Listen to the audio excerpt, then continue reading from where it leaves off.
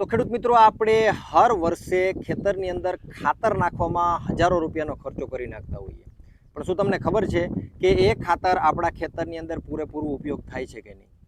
ઘણી વખત આપણા ખેતરની અંદર ખાતરો છે પૂરા ઉપયોગમાં નથી આવતા અને આપણે જેમ ખાતરો ખાલી નાખી દઈએ છીએ અને ખાતરોની પાછળ આપણે પૈસા વેડફતા હોઈએ છીએ. તમે પણ આ પ્રોબ્લેમ જોયો હોય તો આ વિડીયો તમારા માટે છે. વિડીયોને ધ્યાનથી સાંભળજો.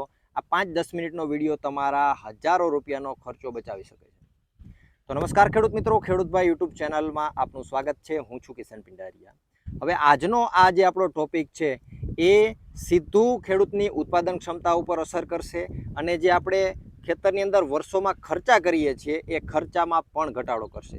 કઈ રીતે? તો કે ભાઈ અત્યારે તમે આ બાજુમાં જોઈ શકો છો અંકુરાયમ.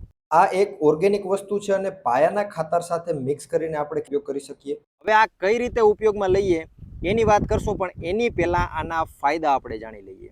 હવે અંકુરાયમના મેઇન ફાયદા શું છે એની આપણે વાત કરીએ તો પહેલાં તો આપણા ખેતરની જે ભેજ સંગ્રહ કરવાની શક્તિ હોય એની અંદર આ સારો એવો વધારો કરે છે, જેને કારણે ઘણી વખત વરસાદ છે ઓછો પડતો હોય અથવા તો વરસાદ ખેંચાય અથવા અનિયમિત વરસાદ પડે, તો આવા બધા કારણો હોય ત્યારે આની અંદર જે ભેજ સંગ્રહ કરવાની શક્તિ હોય એ પાકને પૂરતો ભેજ પૂરો પાડે છે અને એના કારણે જે છોડ હોય એ લાંબો સમય સુધી પ્રોપર પોષણક્ષમ રહે છે.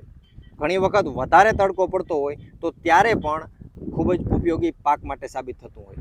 બીજી જો વાત કરીએ તો આપણા જે પાયાના ખાતરો નાખતા હોય એની સાથે મિક્સ કરીને નાખવાનું હોય છે, એટલે જે ખાતર આપણે નાખીએ એને જમીન પકડી રાખતી હોય છે અને એના કારણે તમારું જે નાખેલું ખાતર હોય એનો જે અસર છે એ લાંબો સમય સુધી પાકને જોવા મળે અને એના કારણે પાક છે એ લાંબો સમય સુધી ફરીથી સ્વસ્થ રહે. ખેતરની અંદર રહેલા અળસિયાઓ અથવા તો જે બેક્ટેરિયાઓ ખેતરની અંદર હોય જે ખેડૂતોને ફાયદાકારક થતા હોય એને આ કોઈ પ્રકારનું નુકસાન નથી કરતું, સામે બેનિફિશિયલ સાબિત થાય છે અને બેક્ટેરિયા અથવા તો અળસિયા એ બધા માટે ફાયદાકારક થાય છે, એની સંખ્યામાં વધારો કરે છે. બીજી જો એક ખાસ વાત કરવામાં આવે તો છોડ છે એને પૂરેપૂરું જે પોષક તત્વોની જરૂર હોય એ બધા પોષક તત્વો લાંબો સમય સુધી આ પૂરું પાડે છે. જ્યારે આપણે વાવણી કરીએ ત્યાંથી લઈ અને છોડ મજબૂત થાય ત્યાં સુધી છોડને મદદરૂપ થતો હોય છે અને એના કારણે છોડ છે એ એકદમ હૃષ્ટપુષ્ટ અને મજબૂત બનતો હોય છે. અને તમને ખબર છે કે છોડવો સારો હોય તો સીધી એની અસર ઉત્પાદનની અંદર થાય, એટલે છે ઉત્પાદનની અંદર પણ ફાયદાકારક થતું હોય છે.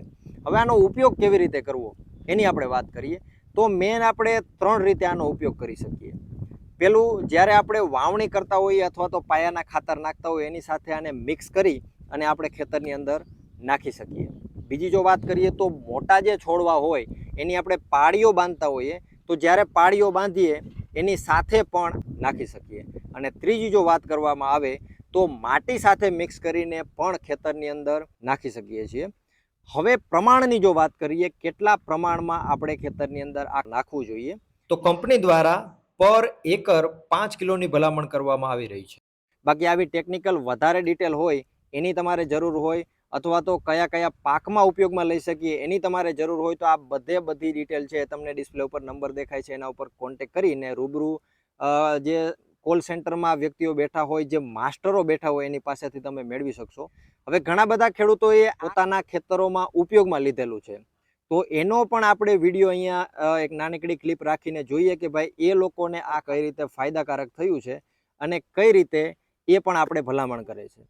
મારે ગઈ વખતે મેં અંકુરિયમ નહોતું વાપર્યું, મારે 2.5 થી 3 મણનો ઉતારો ઓછો આવ્યો તો અંકુરિયમ વાપર્યું પછી 2.5 થી 3 મણનો મારે ઉતારો વધારે આવ્યો છે અને ખડ પણ લીલો છમ રહ્યો. આ વખતે વરસાદ વધારે થઈ ગયો તો 50% કોકી તો મારી હાવ ડૂબી જ ગઈ હતી, 15 દિવસ ડૂબેલી રહી.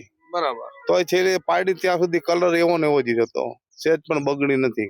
હવે આપણે બીજા ખેડૂતને આપણે કેવું હોય તો શું કહીએ? કઈ સારું સાહેબ, તને બે ધડક કહી શકાય, વાપરવા માટે કેવું હોય તો ના કહી શકાય સાહેબ, ફૂલ ગેરંટી સાથે સાહેબ કહી શકાય. આ સાઈડમાં વાપર્યું છે 1 એકરમાં અને 3 એકરમાં નથી વાપર્યું. આમાં સારું જીરું છે, આમાં સેજી મોરું છે. અફસોસ રહ્યો છે કે આ 3 એકરમાં આવ્યું હોત તો આની કરતાં આની જેવું એક ધારું રહે. બરાબર. આ વસ્તુ સારી છે ખેડૂને. ખાતર વાવવાથી જમીન ફળદ્રુપતા વધારે આપે છે, જમીન પોચી પાડે છે, ઉપજમાં વધારો આપે એવી વસ્તુ છે. આ બધાને મારું અભિપ્રાય એવો છે કે આ બધાને વાપરવાની જરૂર છે. તો મિત્રો તમે એક વિડીયોની અંદર જોયું ઘણા બધા ખેડૂતો છે આનો ઉપયોગ કરી રહ્યા છે. હવે તમારે આનો ઉપયોગ કરવો જોઈએ કે નહીં એની આપણે વાત કરીએ તો જરૂરથી તમારે આનો ઉપયોગ કરવો જોઈએ. પણ આપણા ખેડૂતો છે રિઝલ્ટ માગે. જો ખેતરની અંદર રિઝલ્ટ દેખાય તો જ ખેડૂતો છે એને ફાયદો થાય, બાકી ફાયદો ન થાય. એટલે તમે જો તમારા ખેતરની અંદર આખા ખેતરમાં ઉપયોગ ના કરો તો પણ કાંઈ વાંધો નથી. તમે એક અખતરો કરો, 2-5 વીઘાની અંદર ટ્રાય કરો, પછી છેલ્લે તફાવત જુઓ. જો ફાયદાકારક જણાય તો પછી આખા ખેતરની અંદર ઉપયોગ કરજો. જો ફાયદાકારક ના જણાય તો પછી ઓર્ડર કરવાની કોઈ જરૂર નથી. એટલે હું કહું છું જરૂરથી તમને ફાયદો થશે. એક વખત તમે ટ્રાય કરો.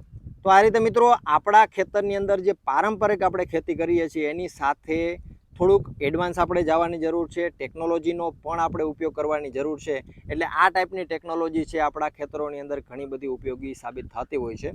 એટલે અંકુરાયમ વિશે વધારે જો તમારે ડિટેલ જોતી હોય તો અત્યારે તમને જે ડિસ્પ્લે ઉપર નંબર દેખાય છે એના ઉપર તમે કોલ કરી શકો, બધી માહિતી મેળવી શકો. અને આ વિડીયો જો તમને ઉપયોગી લાગ્યો હોય તો વિડીયોને જરૂરથી લાઇક કરી દેજો. ચેનલ ઉપર નવા હો તો સબસ્ક્રાઇબ જરૂરથી કરી નાખજો. અને આ વિડીયોને તમારા ખેડૂત મિત્રોની અંદર શેર પણ જરૂરથી કરજો, કારણ કે આવી ઉપયોગી માહિતી છે ખેડૂતભાઈ યુટ્યુબ ચેનલ ઉપર તમને રોજે રોજ જોવા મળતી રહેશે.